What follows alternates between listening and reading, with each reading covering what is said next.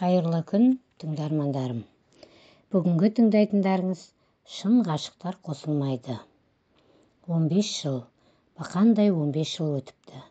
Уақыт шіркін бір орында тұрар ма еді, неткен зымырап жатқан өмір. Кеше ғана жап-жас болып алғашқы сезімді бастан кешіріп отырған Шолпан қазір көп балалы ана. Күндегі күйбең тірлікпен қолы босамайтын Шолпан бүгін ескі суреттерді ақтарып отыр.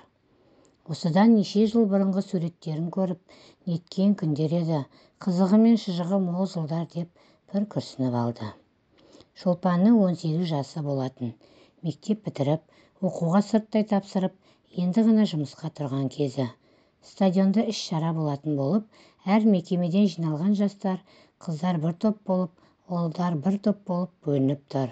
Сол ұлдардың арасында Шолпанға көзінің қиығымен қарап, Сауран да тұр. Бірақ Шолпан ол кезде өзінен көз алмай тұрған жас жігітті байқамады. Арада 2 апта өткенде үй сым тетігіне бір жігіт хабарласып, Шолпанды сұрап тұр. Даусы ерекше әдемі жігіт екен. Үйінде әкесінен басқа ешкім жоқ. Шолпан бұл бейтаныс жігіттің кім екенін білгісі келді. Неге екені белгісіз, бұрын-соңды ешкіммен телефон арқылы таныспаған Шолпанда бұл жолы басқаша еді. Бір жағынан зерігіп отырғаны бар, даусы ерекше жігітке «Кім екен бұл?»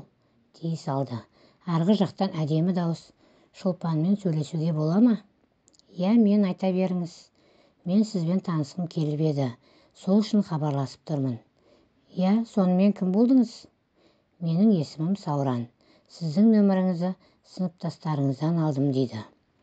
Жөн сұраса келе, бұл жігіт өткендегі стадиондағы бір топ жігіттің ішінде болған екен. Бір көргеннен ұнатып қалдым. Кім екеніңді сұрастырып, әрең іздеп тауып алдым деп ағынан жарылып отыр. Зерігіп отырған Шолпанға да қызық болып тұр. Не айтар екен деп. Солай екеуінің таныстығы жалғасын тауып, әңгімесі жарасып кетті. Сауран күнде кешке 9-да хабарласып 12-ге де қоятынды әдетке айналдырды. Шолпан Сауранның түрінде көрмеген, бірақ бұл ерекше дауысты жігіт кім болды екен деп сұрастырып көрді. Сұрастыра келе, Сауран Шолпанның сыныптасымен бір мекемеде жұмыс жасайтын болып шықты. Өзі бір бақуат отбасының жалғыз ұлы екен. Түр келбетінде сурет арқылы көріп алды. Орта бойлы, бидай өңді жігіт екен. Күліп түскен суретін көріп еді, күлгені өзіне жарасатын жылы жүзді екені көрініп тұр.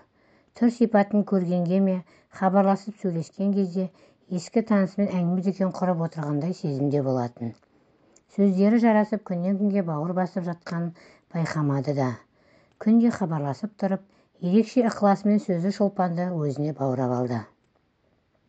Күнде сөйлесе Сауран үндемей қалатын. Шолпанға үндемей қалмайтын. Шолпанға айтары көп еді. Ешқашан өзі таусылған емес. Ағынан жарылып, күні қалай өткенін айтып, Шолпанның да жағдайын сұрап қоятын. Бұл таныстық Шолпанның да көңілін көтеріңкі етіп жүретін. Ертеңіне аяқ асты Сауран Шолпанның жұмысына іздеп келді. Бұлай боларын білмеген Шолпан абдырап қалды. Келіп тұр екен. Амал жоқтан сыртқа шығуға мәжбүр болды. Екі беті қызарып, ұялып қасына барды. Шолпан табиғатынан тұйық, ұялшақ қыз болатын. Шолпанның ұялғанын байқаған Сауран жымиып бір қарады да: «Телефонмен сөз бермеуші едің, саған не болды?» деп әзілге айналдырып жіберді. Шолпан да жымиып бір қарады, көзін төмен түсірді. Расында телефонмен бір бөлек, бетпе-бет мүлдем бөлек екен. Екеуі көп сөйлеспеді. Жай амандасып қайта кетті. Бұл тек екеуінің жақыннан бірін-бірі көрген кезі болатын. Сауран суреттен қарағанда емес, одан көрі сымбаттырақ екен. Сөйлеген сөзі, жымиғаны бәрі өзіне жарасып тұр. Сол күннен кейін Сауранның сөзі өзгере бастады. Шолпанды жақыннан көрген соң енді сезімін білдіре бастады. «Бір көргеннен ғашық болдым. Бұрын-соңды мұндай жағдай болмаған. Бір көргеннен ғашық болу жалған деп ойлаушы едім. Жоқ, олай емес екен. Ол рас екен» дейтін болды. Сауран ешқашанда өз сезімін жасырмады. Шолпанның күнде есіне салып отыратын. «Өзіңді сүйген қандай бақыт десеңші». Сауран шын мәнінде ғашық еді. Оның қашықтығы алыстан сезілетін. Ол кезде Шолпан қатты түсінбеді, бірақ қазір қарап отырса, Саурандай Шолпанды ешкімде сүймегендей. Сауранның екі сөзінің бірі Шолпанды өмір бойына аялап өтем деуші еді.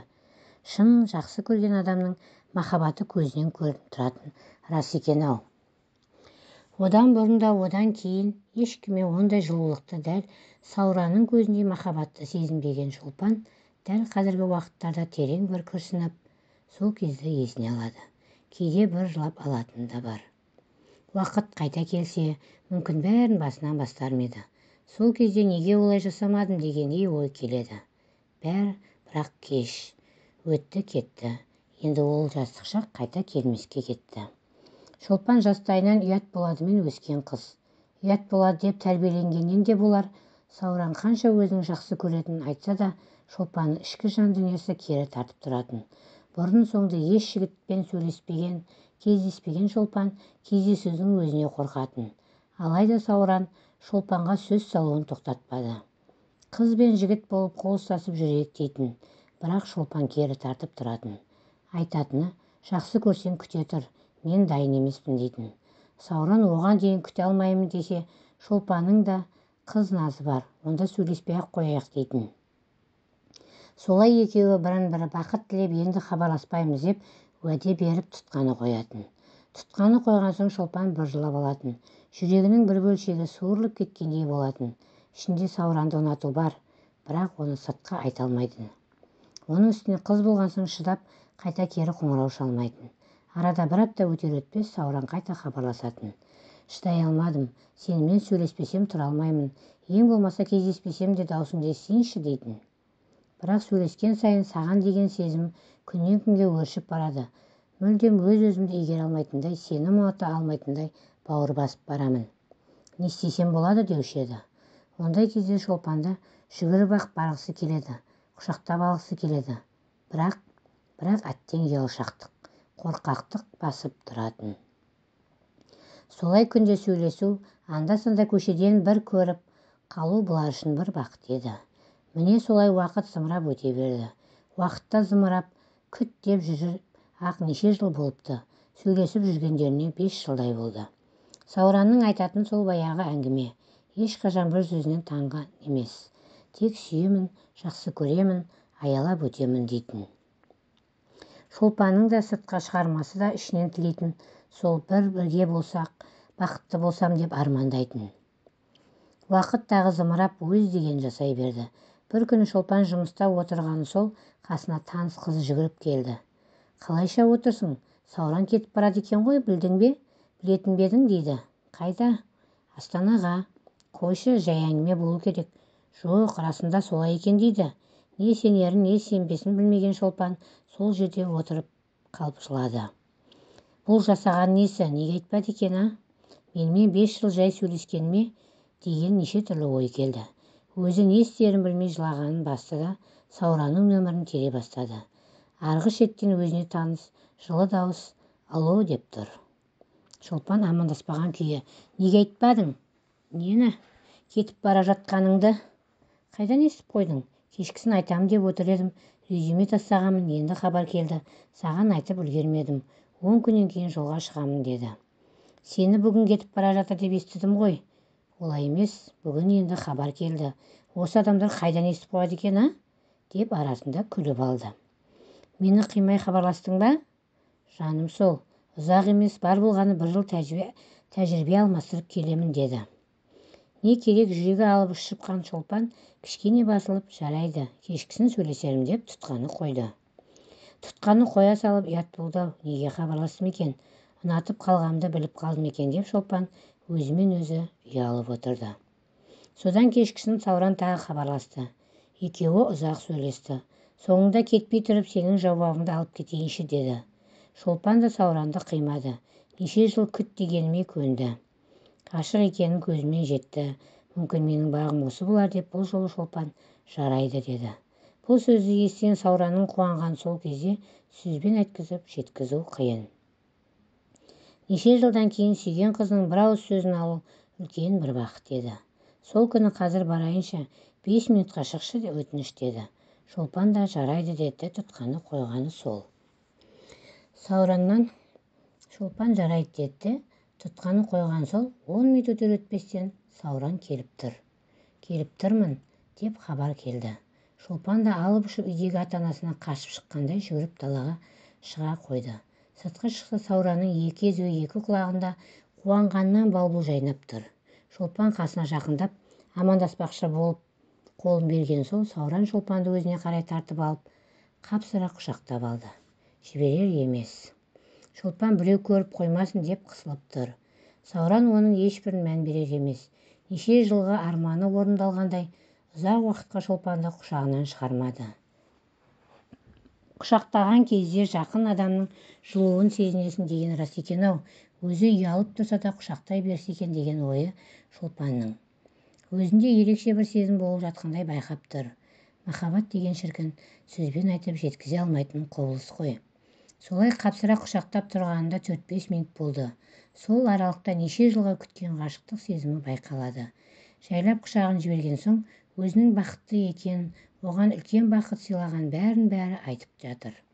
Сен келіскен кезде 1 минутта отыра алмадым. Сені көргім келді. Неше уақыт көз алдында жүрсең де осылай бір құшақтау арман еді. Неше жыл күткенім орындалып деп саған асыға келдім. Жаным менің, мен сені сүйемін. Мендей сені ешкім сүйе алмас. Менің махаббатым шексіз деп ағынан жарылып жатыр. Сауранның іші толып қалған екен, ішіндегінің бәрін ақтарып жатыр. Ал Шолпан бұл сөздерді естіп бақытты екенін сезініп тұр. Кездесулері болар-болмас 15 минутқа созылды. Шолпан үйіндегілер іздеп қалмасын деп қайта үйіне кірді. Артынан қимай Сауран қарап тұрды. Арада 1 апта өткен соң Сауран аяқ астынан кететін болды. Әкесі билетті ертерек алып қойған екен, барып орнығам дегенше уақыт өтіп кетеді деп.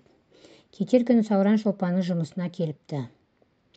Өзінің аяқ асты кетіп бара жатқанын ескерту үшін келді. Келді де Шолпанға ұзақ қарап, қолынан қысып кетті. Құшақтағым келіп тұр әттең. Саған сөз келеме деп, жұмысыңдағылардан ұялып тұрмын деп, өзін әрең ұстап құшақтасып кетті. Сауран кеткеннен Шолпанның көңіл күйі бұзылып, қимастық сезім болып, оңаша отырып әбден жылады. Еш басылар емес. Өзін әрең тоқтатты. Не керек, Сауран Астанаға барып орналасып, жұмысқа кірісіп кетті. Уәдесінде тұрып күнде кешкісін хабарласып тұрды. Әдеттегідей ғашықтар тұтқаны қимай қоятын. Бастапқы жарты жыл күнде хабарласу болып жүріп, Сауран соңғы уақытта 2-3 күнде хабарласатынды шығарды. Шолпан күнде Сауранды күтіп отыратын. Әбден бауыр басып қалған Шолпанға 2-3 күн өте ұзақ еді. Кейде шыдай алмай Сауранға өзі хабарласатынды шығарды. Сауран кейде хабарласуға қаражат болмады десе, кейде жолдастарымен кешкі серуенде жүретін. Қасынан қыздардың дауысы шықса, Сауранды қызғанып қалатын. Бірақ онысын білдіртпей, жарайды хабарласармын, сосын деп тұтқаны қоятын. Қоя салып қайта жылайтын. Мені ұмытайын деді ме, қалаға барып басқа қыздарды көріп, маған деген сезімі өше бастады ма дейтін. Соңғы уақытта Шолпан көп жылап жүр. Біресе өзінің ойы маза бермесе, біресе қасында қызметтес болып жүрген қыз маза бермеді. Айтатыны Сауранның атастырған қызы бар екен. Астанада тұрады. Сонда екеуі кездесіп жүр екен. Өте бай жердің қызы. Келесі жыл үйленеді екен дейтін. Бұл сөзінен кейін Сауранның сөзі еске түсетін. Ең алғаш танысқанда мен ең әдемі қызға, немесе ең бай қызға үйленем деген сөзі бар еді. Сол сөзі қайта-қайта есіне түсе берді. Мүмкін бай болғысы келген болар, мейлі арманы орындалсын деді. Өзін қанша қиналса да ұстап, түні жылаумен өтсе де, Шолпан соңғы уақытта хабарласуды қойды. Кейде Сауранның даусын қатты естігісі келсе, құрбысының телефонмен хабарласып, шатасып кетіппін дей салатын. Басында қанша қиналса да соңында өзін жеңді. Неше айдан бері жылағаны басылды. Өзін өзі сендірді. Менің бағым емес екен, күтпе, керегі жоқ. Өйткені ол басқаныкі, басқаға үйленбекші. Сол үшін де хабарсыз кетті. Сенсіз де оның өмірі керемет деп өзін алдады. Барлығы арасында солай сияқты еді. Өйткені Сауранда хабарсыз кеткен еді.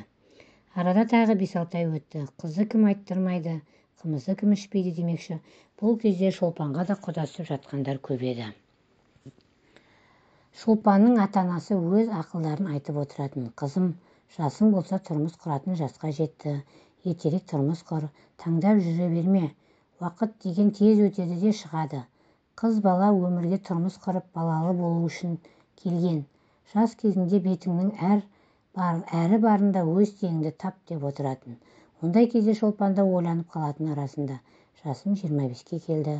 Сыныптастарының жартысының көбісі тұрмыс құрып, кішкентайлары бар. Бұлай жүре бергенім жарамас деп ойлайтын. Солай жүргенде қазіргі жолдасы Арманмен танысты. Өзі сымбатты ақкөңіл жігіт еді. Арман да Шолпанды әлеуметтік желідегі суретін көріп ұнатқан екен. Арада көп уақыт өтпей бір шоқ гүлмен келіп жақынырақ танысып кетті. Шолпан Арманды көре сала жаман адам емес екен деп ойлады да қойды.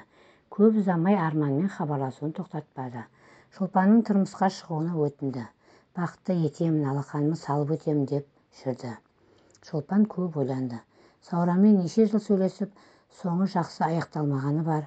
Барлығын ой елегіне өткізіп, уақыт өткізбей, Арманды көп күттірмейін деп Арманға келісімін берді. Бірақ соңғы уақытқа дейін ойы шашыраңқы болды. Бір ойы Сауранды күтсе, екінші ойы болды енді ол келмейді. Осы уақытқа дейін бір хабарласатын еді ғой. Сонымен келісіп, тойға қызу дайындалып кетті. Екі жақ кездесіп, келесі ай Шолпанды ұзату тойы болып белгіленіп қойды.